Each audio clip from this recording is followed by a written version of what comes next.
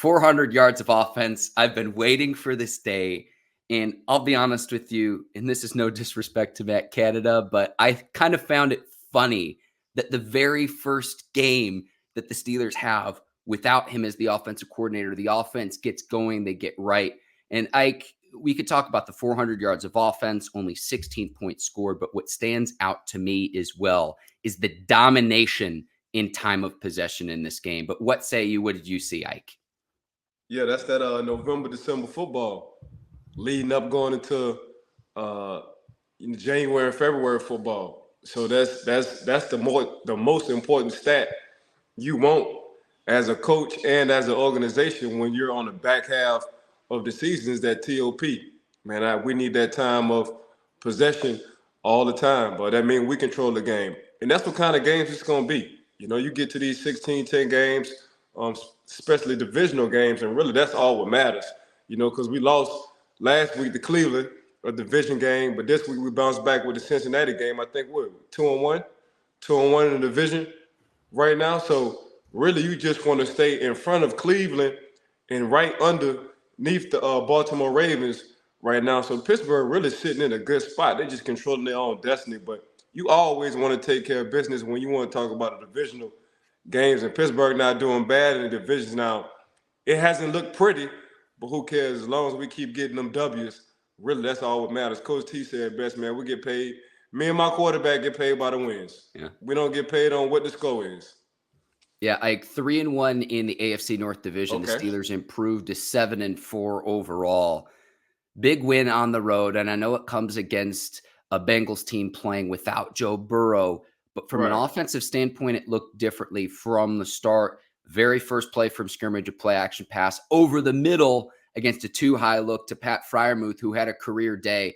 And it was in the first half where it's like, this is his greatest game as a Steeler this year. I thought he had maybe his best performance in a Steelers uniform. He had 9 catches, Ike. 9 catches, and he had 120 yards. Great efficiency, too, on 11 targets. Yeah, he did his thing. Pat did his thing. They made Pat a part of the offense, is what you want to say. So everything a lot of people been screaming, man, why don't the Pittsburgh Steelers run somebody down the seams? I guess that's the first thing they did is attack the middle of their defense when it came down to the vertical routes with Pat.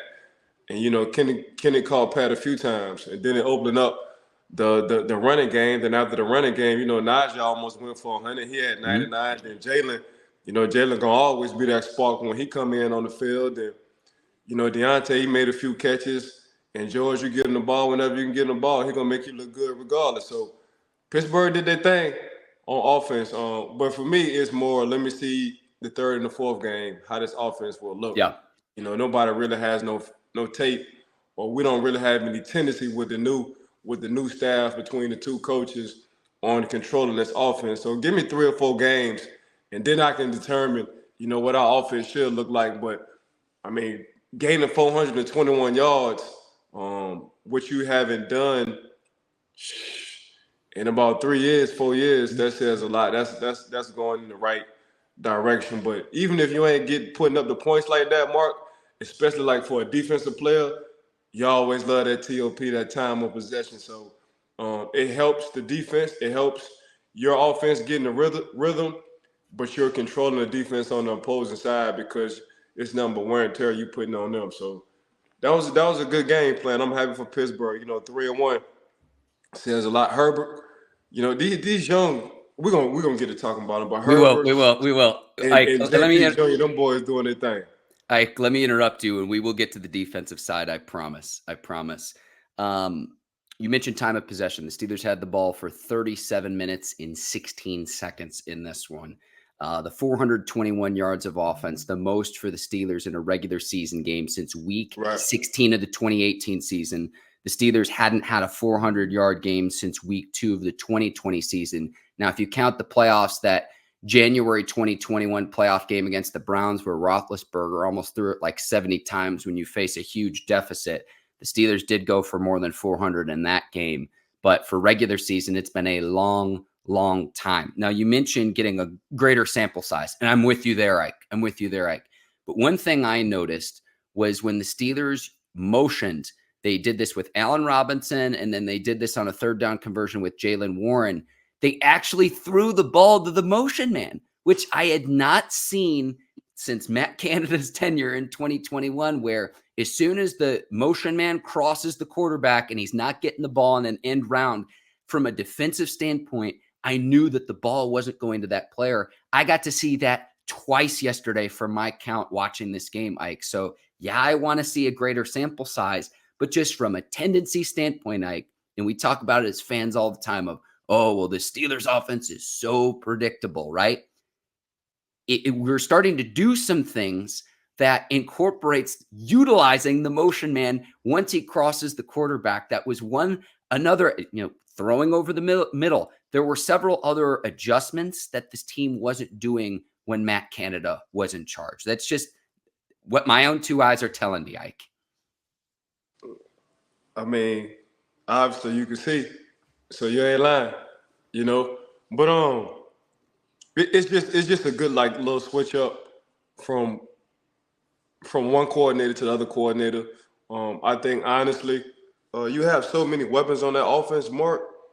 It's just gonna be what the opposing defense does and who's gonna be hot for that game. That's how I look at it. Yep. I don't really think, my personal opinion, I don't think our offense should go in with a game plan other than establish the run first. From the perimeter side, on the outside, and even with the tight end, okay, let's see who's going to get the hot hand in this game. The hot hand and what the other defense is going to do, because if you want to stack and double Pickens, then Deontay should be able to beat you underneath. If you want to take away Pat Freiermuth, then one of the receivers on the outside should do their thing. The running game should, I'm with you there, Ike, should be regardless. And I thought the running game should be established regardless, between Najee and Jalen. Then after that, it's pick your poison. Once we find out what you want to do, who you want double, first, second, and third down. Yes. Ike, did you notice any differences with Kenny Pickett's performance yesterday under the new coordinators in Eddie Faulkner and Mike Sullivan? He finishes the day 24 of 33, 278 yards through the air. Again, Freiermuth was his favorite target.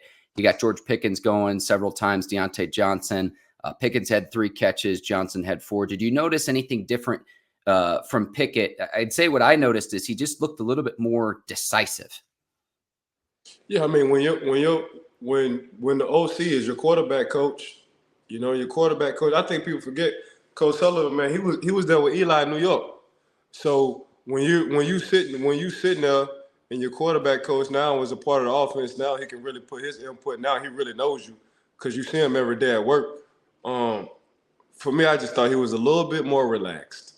I thought he was a little bit more calm in the pocket. It's different when, you can sit down with the OC / quarterback coach on the sideline and y'all can both get on the same page in between the game. So that's somebody, for me, that's somebody Kenny can vent to. That's somebody who's always been encouraging to Kenny. Like everything Kenny been going through, Coach Sully been there the whole time. So now he just so happened to get bumped up to the OC. So for me, I thought it was just like a breath of fresh air for Kenny to be able to talk not only to his current OC, but to somebody he's been talking to for the longest. So you can only imagine the conversation they have, not on the field, but off the field as well. And when you build them kind of relationships, the game is a little bit more relaxing because, the head guy is always in your corner. So that's what I thought. Yeah, I'm with you there. We'll get a bigger sample size because big picture beyond this season and beyond this game is what you're going to do with the offensive coordinator position to get Kenny Pickett right, to show that he was worth the 20th overall pick in this remainder of this season. But year 3, year 4, do you want to pick up his 5th-year option? That's what I'm looking at because the one thing I would say with Kenny too is, and this has kept Pittsburgh in a lot of games, he hasn't had the statistical performance that you'd like in the sense that he has like one multiple touchdown game passing, but he hasn't turned the ball over either. And that has kept the Steelers in a lot of games to where he now holds the record with 200 plus passes now without an interception. He's gone 7 straight starts without a turnover to where, yes, the offense hasn't been great, but what that does to keep you in games. And to build on the performance of yesterday, you say only 16 points, but if you outgain your opponent the way the Steelers did for the first time this season, first time they've done that, it was the third time the Steelers have won time of possession. If you do those things, the points are going to come, I promise. So you see 16-10 on the scoreboard, but Ike, this was the first time I've watched a Steelers game in a long time where in the final 2 minutes of the game, I wasn't sweating. I wasn't on the edge of my seat, nervous of what was to come, because the Steelers did what they needed to do late in the game to get a two possession lead and to put the game away. Yeah, like I said, that time possession is everything, Mark. Yeah. You know, and when Kenny not turning the ball over, that's an extra possession. And, you know, since he turned the ball over, really Pittsburgh could have had 3 picks that game. A few tip balls, 2 of them balls dropped over to Jamar Chase. That's how Jamar got his yards. But at the same time, you know, that defense is playing lights out. So when you got defenses playing like that, the only thing you can ask from your offense, 2 things you can ask from your offense. Please don't turn the ball over, Kenny, and control that clock. And that's exactly what they did yesterday. And, you know, that divisional game is huge. You know, we getting down to the wire of this season, and that's the first thing they look at, man. When you can win your division, regardless of how people feel about you, you're in the playoffs automatically.